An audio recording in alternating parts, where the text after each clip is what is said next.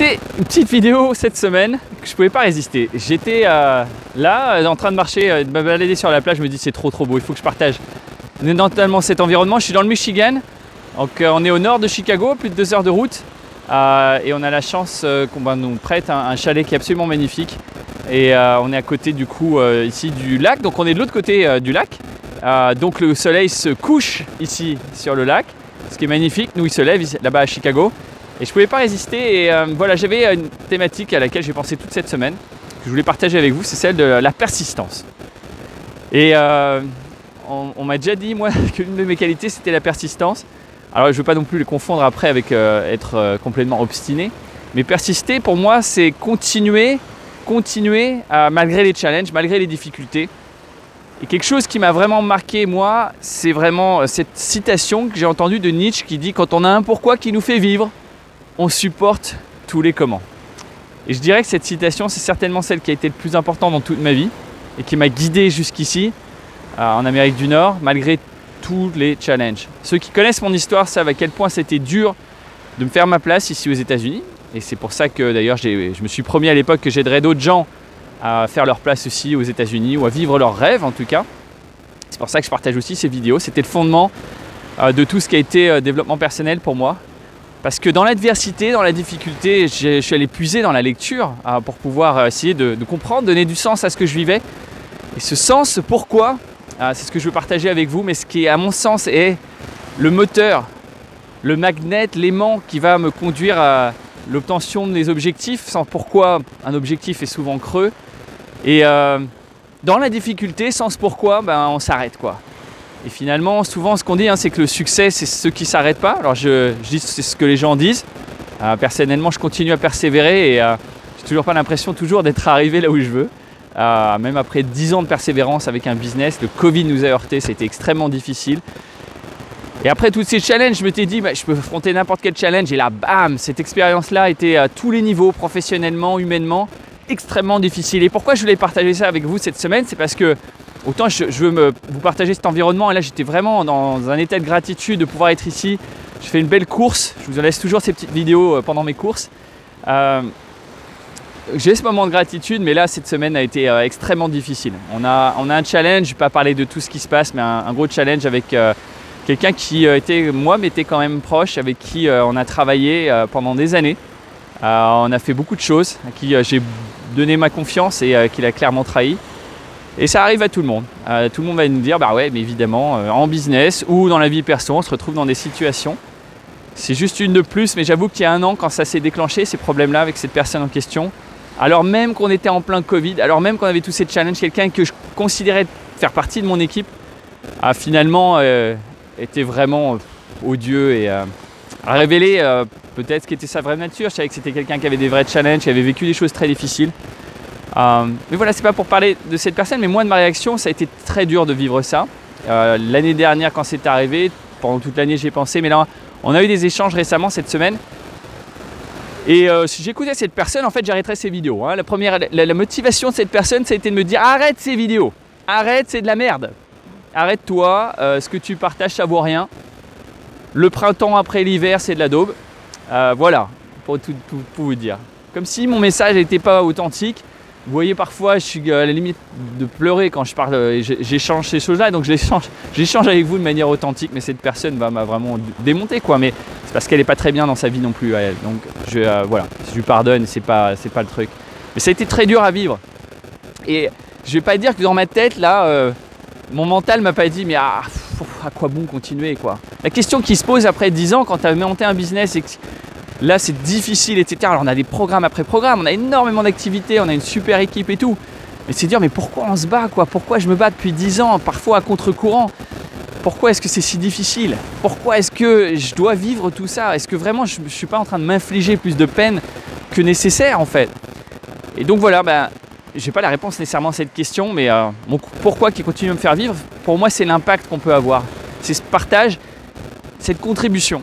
Et 2 choses, pourquoi ça m'intéresse moi, cette contribution? Déjà parce que j'aurais aimé pouvoir avoir des gens qui partagent avec moi, et j'en ai eu dans ma vie, j'en ai eu plein d'ailleurs, mais peut-être des messages que je n'ai pas entendus à l'époque ou je ne suis pas allé assez à la recherche de ces messages-là, mais je pense que c'est utile et parce que il y a deux choses hein, là-dedans, c'est moi aussi à titre personnel, ça m'aide à grandir, partager ces messages chaque semaine, ça m'aide à réfléchir, comment je vais le partager, comment je vais formuler les choses, même si c'est très spontané, vous le voyez. Quelles sont les thématiques que je peux aborder, qu'est-ce que j'ai au fond du cœur des tripes là, que j'ai envie de partager.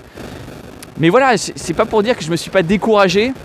Quand on commence à lancer des messages comme ça, je l'avais dit dans ma première vidéo, j'aurai des gens qui seront négatifs, là c'était quelqu'un de proche, donc encore plus difficile. Mais avant tout, ce que j'ai envie de dire, c'est pas autant les gens et les grosses voix, comme je dis toujours aux étudiants, de l'extérieur, qui sont importantes. Elles sont grosses, elles sont fortes. Et la pire des voix, c'est celle de l'intérieur. Et le pire que je peux se faire, en fait, c'est pas écouter cette petite voix de l'intérieur qui me dit « fais-le, il y a peut-être une personne qui va être touchée ». Et d'ailleurs, j'ai eu pas mal de messages en fait de gens positifs. Donc j'ai eu un négatif, il y en a plein qui n'ont pas aimé, qui n'ont rien dit. Merci pour vous, taisez-vous. Mais ceux qui ont été positifs et qui m'ont donné des messages positifs, voilà, ça m'encourage aussi à continuer. Mais au-delà de ça, c'est de faire pour soi.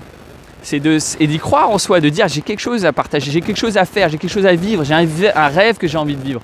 Vivre ici aux États-Unis, c'était mon rêve. Mais quand j'en rêvais, c'était tellement loin d'un truc possible, tellement loin d'une possibilité réalisable, d'un truc. Le visa, comment est-ce que tu justifies que tu embauches un Français plutôt qu'un Américain quand tous les stagiaires se font embaucher, que toi tu n'es pas embauché, et qu'après 3 mois de dur travail, tu quittes le pays, tu n'as pas le droit de rester plus longtemps, et tu reviens 3 mois de plus, et tu travailles dur, et que tu demandes à nouveau d'être embauché, et que ça marche toujours pas, et que tu pars au Canada, vivre au Canada, et que tu as du mal à trouver du travail là-bas, et finalement tu finis par travailler un job, et tu perds ton job, et tu reviens ici à Chicago pour retravailler pendant 3 mois encore, et que tu supplies les gens de t'embaucher, et qu'ils ne t'embauchent pas, et que tu repars au Canada. Ça, c'est juste en quelques minutes, des années d'expérience, de détermination, de ce pourquoi qui m'a fait vivre, parce que je voulais vivre une expérience différente, parce que ce pays m'attirait, les États-Unis, et surtout parce que je sentais qu'à travers cette expérience, l'objectif était important, mais qui tu deviens est encore plus important, et je voulais pouvoir m'exprimer en anglais correctement et couramment, et puis mieux découvrir cette culture et en faire vraiment partie, et vivre tout simplement ici, pas juste visiter mais vivre. Là voilà, ça fait 15 ans les États-Unis, ça fait 17 ans que j'ai quitté la France, mais franchement sur papier ça paraissait complètement impossible, et cette détermination que je partage dans cette histoire, mais des années de pleurs, de challenge, de ne pas y croire, de dire ça sera jamais possible, comment je vais faire, pourquoi ils m'embaucheraient eux, pourquoi est-ce que on me donnerait ma chance, puis de dire mais pourquoi ils me donnent pas ma chance en même temps, mais voilà, se battre. Ça c'est cette vidéo là, j'en ferai une autre sur aussi le lâcher prise, ok. Clairement c'est ce que j'ai appris aussi à travers le Covid, et c'est cet équilibre entre les deux qui est important à trouver. On parlera du lâcher prise une autre fois, mais se battre ça me paraît important, et c'est Barack Obama qui dirait notre destinée, c'est nous qui la créons. Elle n'est pas faite par quelqu'un d'autre que nous-mêmes, par nos choix, par nos décisions, par nos actions. Après, je crois qu'il y a vraiment aussi de la grâce, entre guillemets, et des choses qui arrivent aussi quand on fait se lâcher prise. Mais ce message-là, c'est celui de ce qu'on appelle chez nous, chez Seagull, la can-do attitude. Vous voyez rigoler, parce que les étudiants, parfois, ils se disent « Mais attends, c'est quoi ces gars-là? C'est quoi cette can-do attitude? Ouais, ils nous la font pas. » Mais bon, quand ils voient, je pense, et avec les années, dans le temps on le voit, c'est pas juste des mots, mais que c'est une action. Que les gars qui me suivent, là, les gars, les filles évidemment, c'était le terme générique, mais les gars, les filles qui me suivent depuis toutes ces années, où je fais des vidéos spéciales pour eux, pour les anciens, et qui voient les embûches, les challenges, les échecs, les difficultés, les murs, les obstacles, et qu'on continue. Et par rapport à ça, je voulais utiliser l'image du marathon, dont je porte évidemment les couleurs fièrement sur ma poitrine, qui a été fondamentale dans le fait de pouvoir faire ma place ici, aux États-Unis. Et je suis toujours reconnaissant des gens qui m'ont aidé, des mentors qui m'ont aidé pour arriver aussi à faire ma place ici, aussi challengeant que ça a pu être. L'image du marathon, c'est qu'au 30e kilomètre, ton corps te dit d'arrêter. Ton corps te dit que c'est plus possible de continuer. Ton niveau de sucre dans le sang descend, ton système n'est pas fait pour courir 30 km. Et qu'est-ce qui te garde? C'est le mental qui te permet de faire combien de bornes de plus? 12 km de plus. Tu continues. J'ai eu la chance de travailler avec ces gens justement qui travaillent sur le marathon mais qui sont marathoniens eux-mêmes, avec un état d'esprit qui moi explique pourquoi je suis ici, ce que je fais, ce que je suis déterminé à faire, et que les gens ne comprennent pas toujours. Après c'est un petit peu extrême, hein, on va pas se le cacher, de pousser comme ça. Il y a un équilibre, c'est une autre vidéo. Mais cette image et cet exemple que j'ai pu voir, et je parlerai de Mike Nishi ici, qui est le directeur général du marathon de Chicago, qui a vraiment un exemple de leader pour moi, qui lui, il est dans les tranchées, il avance, il bouge, il se pousse lui-même.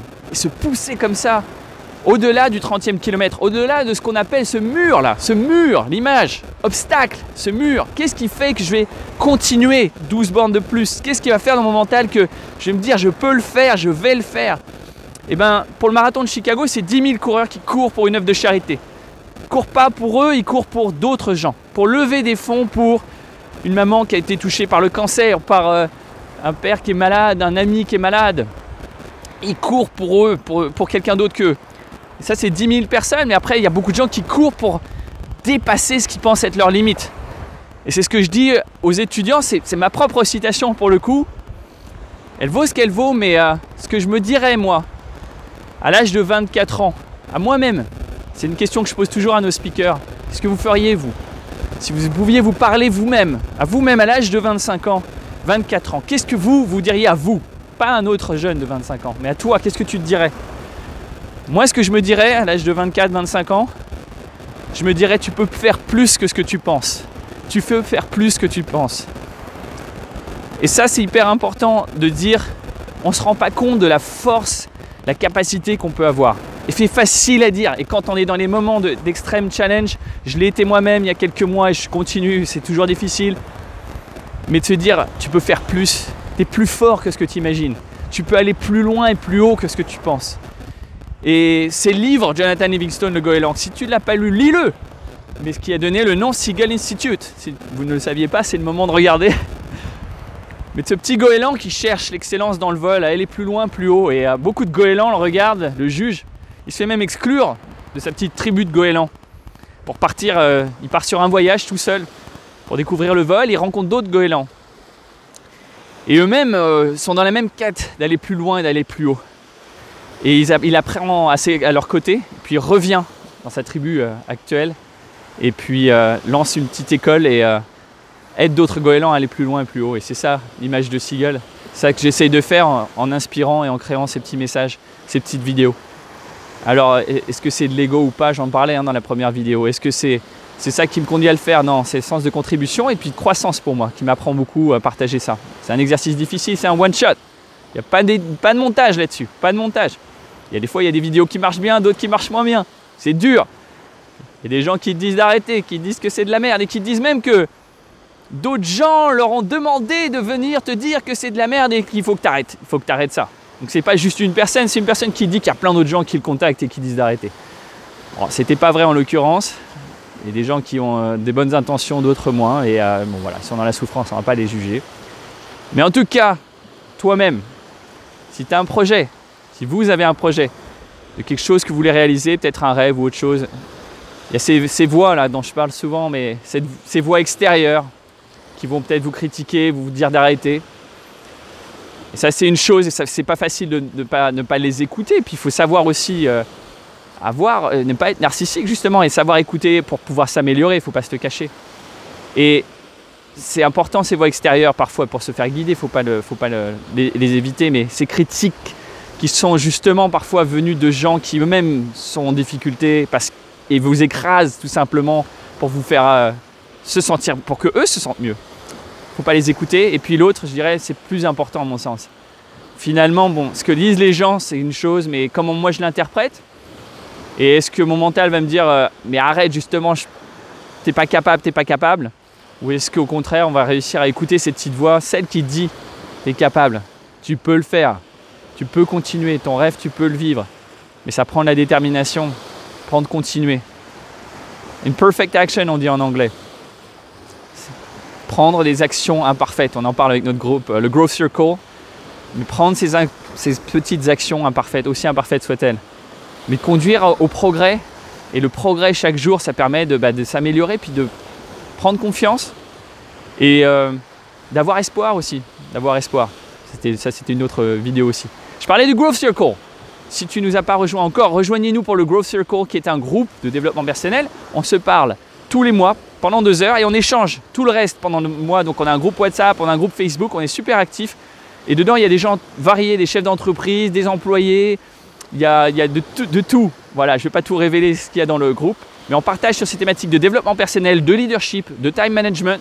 Et franchement, pour l'investissement que ça représente, parce que oui, c'est payant, il faut bien qu'on vive avec Seagull, mais c'est rien du tout.